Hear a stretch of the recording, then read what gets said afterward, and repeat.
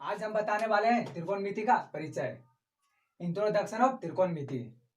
तो जानेंगे सबसे पहले क्या त्रिकोणमिति, त्रिकोणमिति क्या है, उसके बाद आगे बढ़ेंगे।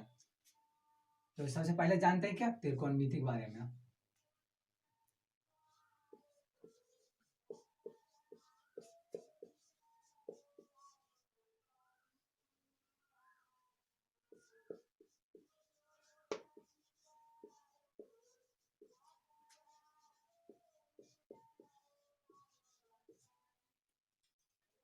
अब बात करते हैं त्रिकोणमिति में। त्रि जो है, त्रि का अर्थ क्या होता है त्रिकोणमिति में? तो त्रि का अर्थ होता है तीन, और कोण का अर्थ होता है कोण।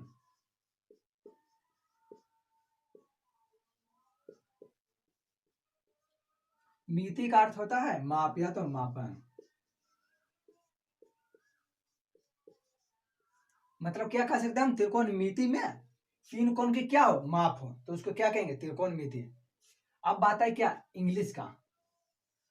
अंग्रेजी शब्द जो है त्रिकोणमिति, उसकी व्युत्पत्ति ग्रीक शब्द से हुआ है। तो जानते हैं क्या ग्रीक शब्द से जो हुआ है त्रिकोणमिति का उत्पत्ति। तो जानते हैं क्या त्रि मतलब क्या होता है भाई? त्रि का अर्थ क्या होता है? तो तीन। अब गौण का अर्थ होता है क्या? भुजा। मैत्री जी का मेत्रण मतलब क्या होता है? माप। मेत्रण माप। तुम क्या कह सकते हैं? तीन भुजा के क्या हो? माप हो। तो यहां से एक चीज समझने में आ रहा है क्या त्रिकोणमिति में तीन कोण की क्या हो रहा है? माप हो रहा है, और साथ ही साथ में क्या तीन भुजा की भी क्या हो? माप हो। तो उसको क्या कहेंगे हम? त्रिकोणमिति। तो हम सिंपल कह सकते हैं क्या, एक त्रिभुज की भुजाओं और कोणों के बीच संबंधों के बारे में क्या करते हैं? अध्ययन करते हैं, ये भी कह सकते हैं। तो यहां लिख सकते हैं क्या त्रिकोणमिति में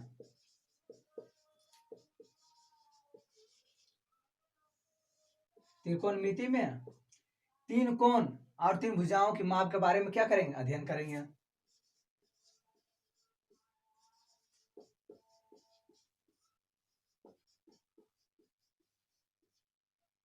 और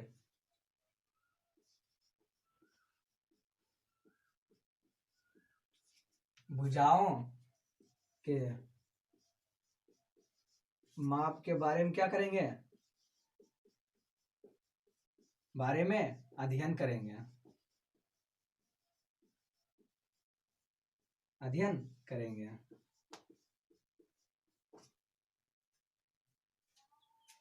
तो त्रिकोणमिति में तीन कोण और तीन भुजा के बारे में पढ़ेंगे। तो अब बात है तीन कोण और तीन भुजा किसमें होता है? तो तीन कोण और तीन भुजा त्रिभुज में होता है। तो अब बात करते हैं क्या त्रिभुज के बारे में। वो भी यहां पर कौन सा त्रिभुज लेंगे? समकोण त्रिभुज। अब आगे चलते हैं क्या समकोण त्रिभुज के बारे में।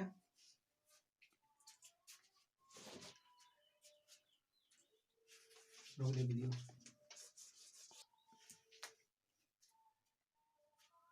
जैसा कि अभी बताए थे त्रिकोणमिति में तीन कोण और तीन भुजा होता है। तो वो भी तीन कोण और तीन भुजा किसमें होता है? तो त्रिभुज में। तो बताए थे कि अभी कौन सा त्रिभुज लेंगे? समकोण त्रिभुज। तो क्या हम समकोण त्रिभुज लेते हैं। ये मेरा क्या समकोण त्रिभुज है। समकोण त्रिभुज में एक 90 डिग्री होता है। इसका नेमिंग कर देते हैं क्या ए बी सी।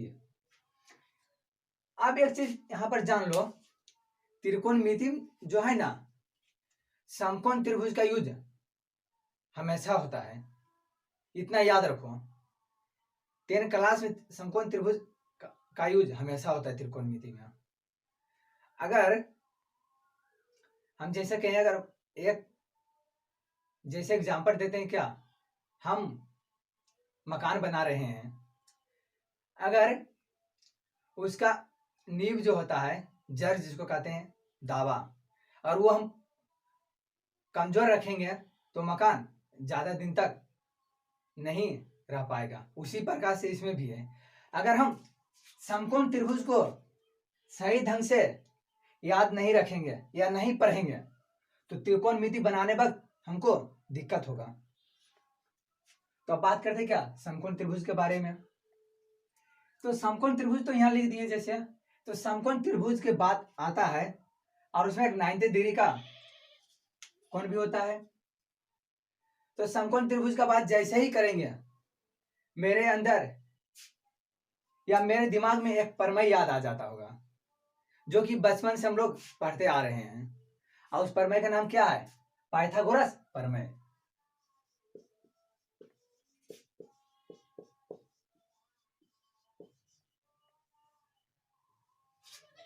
पाइथागोरस प्रमेय। अब ये पाइथागोरस प्रमेय जो है यही पूरा खेल त्रिकोणमिति का करवाता है। अगर यही पाइथागोरस प्रमेय नहीं होता तो क्या त्रिकोणमिति हो पाता? नहीं। तो पाइथागोरस प्रमेय में क्या क्या आता है? तो पाइथागोरस प्रमेय में एक तो कर्ण है, एक लंब है और एक आधार है। ये तीनों होना निश्चित है। तो सबसे पहले क्या कर्ण लिखते हैं। कर्ण किसको कहेंगे भाई? ये मेरा त्रिभुज है। तो इसमें हम कैसे पता करेंगे कि इसमें कौन कर्ण है, कौन लंब है, कौन आधार है? तो स्वाभाविक जान लो क्या 90 डिग्री के जो सामने वाली भुजा रहेगा उसको हम क्या कहेंगे? कर्ण। सिंपल सी भाषा में याद रखना, 90 डिग्री के सामने वाली भुजा को क्या कहते हैं? कर्ण। तो क्या लिखेंगे? 90 डिग्री के सामने वाली भुजा।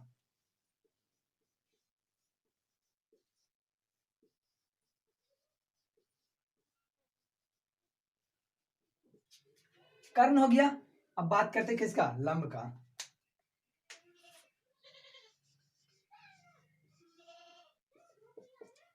अब यहां बात देखो, हमेशा विद्यार्थियों की दिक्कत यहीं पर होता है लंब और आधार में।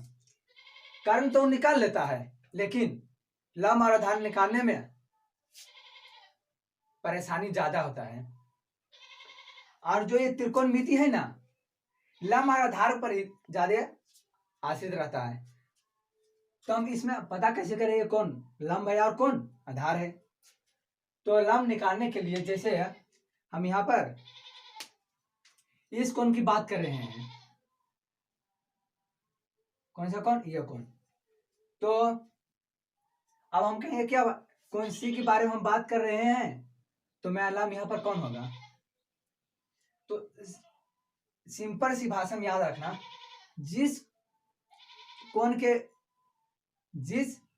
के बीच में बात चल रहा है उसके सामने वाली भुजा क्या कहलाएगी? लंब।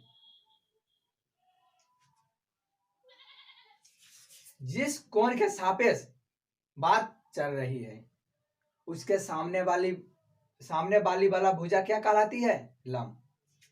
तो ये मेरा क्या हो गया? लंब। और जो बच गया उसको क्या कहेंगे? आधार।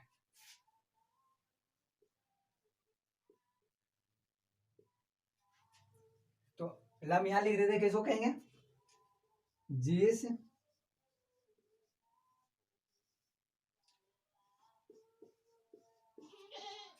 जिस कोण के बीच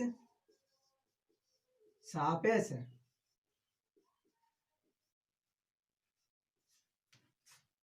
बात चल रही है उसके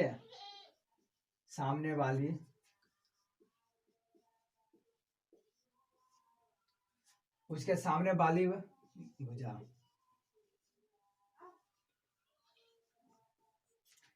यहाँ पर कौन सा कोण का बात कर रहे थे हम? सी का। तो इसके सामने वाली भुजा क्या हो गया? ये ए बी। तो लंब कौन हो गया मेरा? ये ए बी। तो अब एक त्रिभुज और लेके देखते हैं। जैसे ये मेरा क्या है? त्रिभुज है। इसका नेम भी हम क्या देते हैं? A B C. यहाँ पर क्या है मेरा? 90 डिग्री। अब देखना यहाँ पर हम बात क्या किए थे? कौन? सी का। लेकिन हम यहाँ पर किसका बात करेंगे? कौन? ए के बारे में। तो पहले हम बता दिए थे क्या कर्ण कैसे निकालेंगे। 90 डिग्री सामने वाली वाली भुजा क्या कहलाएगी? कर्ण। और बताए थे लंब निकालने के लिए जिस कोण के बीच सापेक्ष बात चल रही है उसके सामने वाली भुजा, इस कोण के बीच बात चल रही है तो इसके सामने वाली भुजा कौन है? ये। तो ये मेरा क्या हो जाएगा? लंब। और ये जो रह गया ये क्या हो गया? आधार। अब यहां तक की खत्म हो गया है। अब इसके आगे बात करेंगे फिर क्या आता है त्रिकोणमिति